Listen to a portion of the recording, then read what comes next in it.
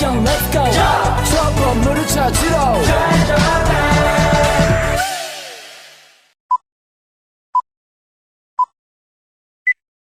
Assalamualaikum warahmatullahi wabarakatuh. Selamat datang bersama kami dalam acara talk show yang akan membahas tentang penggunaan dan perawatan produksi sesuai dengan undang-undang. Dengan saya Safira Aulia Piradi, kita akan mengupas tuntas mengenai materi tersebut. Sebelum kita masuk ke materi tersebut, kita bahas dulu mengenai produksi. Produksi sendiri adalah proses untuk menghasilkan suatu barang atau jasa sehingga memiliki nilai guna dalam kehidupan kita. Mari kita panggil narasumber kita, Fikri dan Hafidun. Bolehnya kau persilahkan. Boleh narasumber, silakan memperkenalkan diri terlebih dahulu. Perkenalkan, saya Fikri Zainullah. Di sini saya sebagai narasumber pertama. Perkenalkan, saya Abdul Nakira sebagai narasumber kedua. Baiklah, pertanyaan saya, kita akan membahas tentang perawatan dan penggunaan peralatan produksi sesuai dengan undang-undang. Sebelumnya, apa sih peralatan itu sendiri? Menurut saya, pengertian barang atau alat adalah segala keperluan yang diperlukan pekerja pada industri untuk menghasilkan suatu hasil produksi. Kurang lebih seperti itu. Sementara alat adalah segala sesuatu untuk meringankan beban orang lain. Contohnya seperti perkakas atau perabotan. Jadi peralatan adalah sesuatu yang digunakan untuk pekerjaan kita ya Pak. Itu Mas Abidun, macam-macam peralatan produksi kira-kira apa saja? Menurut saya, terbagi dalam 5 bagian. Yang pertama adalah mesin produksi. Di mana mesin produksi ini digunakan oleh para pekerja untuk memproduksi produk dari suatu industri dalam jumlah skala besar. Seperti mesin giling, mesin pres. Kemudian yang kedua, menurut saya itu ada mesin alat pemotong. Digunakan untuk memotong hasil produksi sesuai dengan ukuran yang diinginkan oleh para konsumen. Kemudian mesin pengangkat digunakan untuk para pekerja dalam menggunakan mereka dalam bekerja memindahkan suatu hasil produksi dari satu tempat ke tempat yang lain, serta dilanjut dengan alat peralatan untuk para pekerja. Memang benar, kualitas dari produk itu memang nomor satu, tapi perlu diingat keselamatan pekerja juga penting.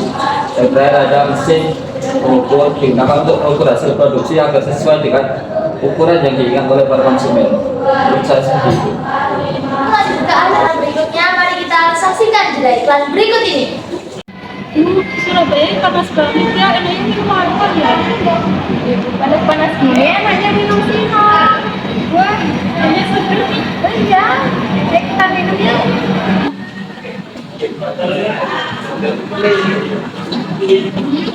Seger banget tau.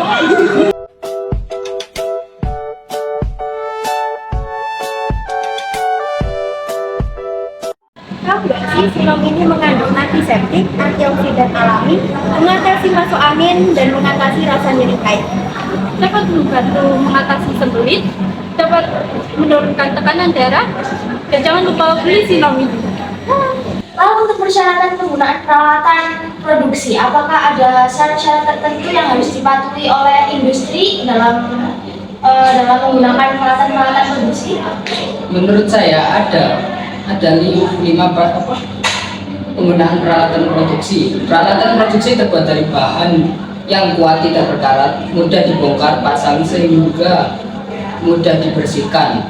2. Peralatan produksi harus diletakkan sesuai dengan urutan prosesnya sehingga memudahkan dalam bekerja, mudah untuk dibersihkan. 3. Peralatan harus tidak menimbulkan pencemaran terhadap produksi yang akan dibuat dengan baik, yang selalu tajam keadaannya. 5. Alat ukur atau timbangan seharusnya dipastikan keakuratannya. Pertanyaan saya selanjutnya mengenai rancang bangun dan konstruksi sesuai undang-undang. Apakah ada peraturan di dalam undang-undang yang mengikat untuk mengatur rancang bangun dan konstruksi sesuai dengan Itu ada, khususnya pada desain dan konstruksi bangunan, mengenai produksi obat di bidang farmasi, pastinya ada. Mengenai peralatan dan perawatan itu perlu dilakukan untuk mencegah terjadinya malfungsi pada saat pengerjaan produksi itu dilakukan. Kalau untuk penempatan dan pemasangan alat, apakah ada peraturan tertentu dalam undang-undang yang mengatur tentang hal tersebut? Tentu ada penempatan dan pemasangan alat sesuai undang-undang. Satu, peralatan hendaklah dipasang demikian rupa untuk mencegah risiko kesalahan atau kontaminasi.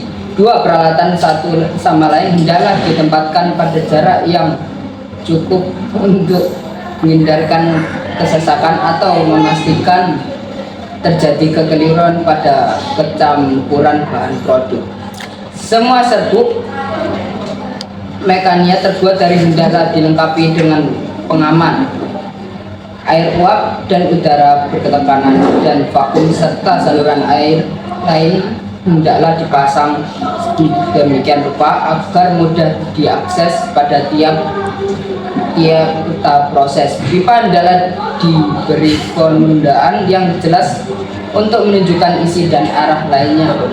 Penempatan lain yang sesuai undang-undang. Satu, peralatan produk yang dilakukan sesuai urutan produksi. Dua, menjauhkan bahan mudah terbakar dari peralatan yang mudah terbakar, contohnya bahan yang mengandung logam. Tiga, penempatan tahap pemadam atau APAR, alat pemadam api ringan baru. Empat, penempatan alam kebakaran ditempatkan yang sebaiknya rawan kebakaran. 5, alat pemadam kebakaran tambahan. Ya, Itu dia tadi. kalau saya boleh menambahkan ya, kalau misalnya ada dari peralatan dari suatu industri sudah bisa itu ada tabletnya itu hendaknya itu dikeluarkan dipisahkan dengan alat-alat yang masih berfungsi dengan baik serta diberi pendanaan yang jelas dan sesuai dengan undang-undang prosedur. Lalu untuk pemeliharaan alat, apakah ada peraturan tertentu dalam undang-undang yang mengatur untuk pemeliharaan alat produksi?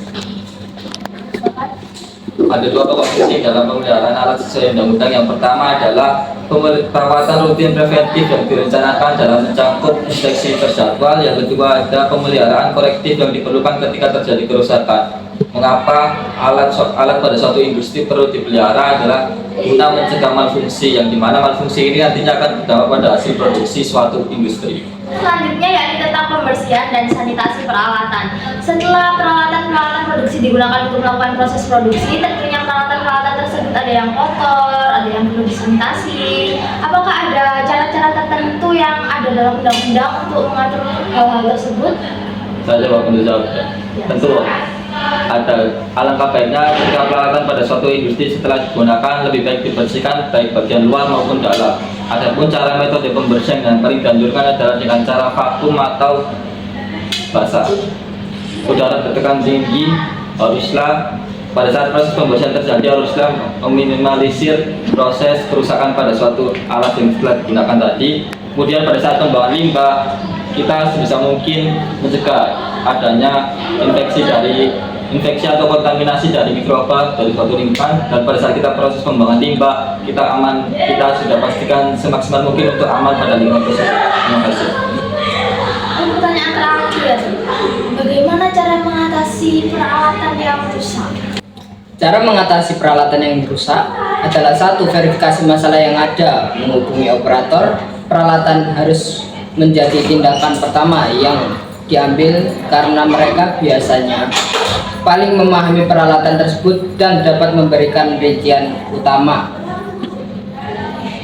2, mempersempit akar permasalahan masalah. Pemecahan masalah bertanggung jawab untuk mengukur akar penyebab masalah. Hal ini dilakukan dengan menggunakan peralatan pengujian dan tidak ada hasil dari penyesuaian komponen peralatan ini. Ini juga melibatkan aktivitas mental seperti logika, penalaran, dan evaluasi. Ketiga, memperbaiki penyebab masalah. Langkah ini melibatkan memperbaikan masalah dengan melakukan perbaikan peralatan konstruksi atau aktivitas. 4, pastikan masalah telah diperbaiki. Pengujian komponen untuk memverifikasi penyebab kerusakan selalu dilakukan sebelum mesin ini dikembalikan ke layanan aktif. Yang kelima, cegah masalah dengan menindaklanjuti.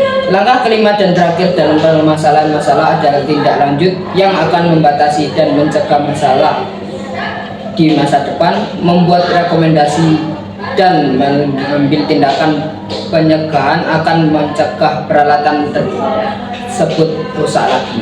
Itu tadi yang akan saya sampaikan. Lalu pertanyaan terakhir saya masih bertanya-tanya di dalam benak saya. Kira-kira faktor apa saja sih yang menyebabkan suatu industri itu gagal dalam mencapai suatu target produksinya?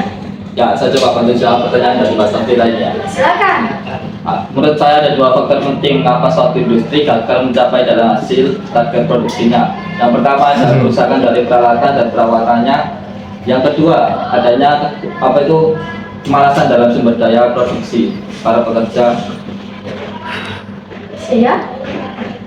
Iya, terima kasih. Terima kasih. Lalu terima kasih waktunya Fikri dan Hafidut dalam talk show kali ini. Semoga bincang-bincang kali ini memberi banyak manfaat untuk kita semua ya. Tentunya informasi yang baru bagi kita tentang alat-alat produksi ini. Terima kasih atas waktunya. Sampai berjumpa lain waktu.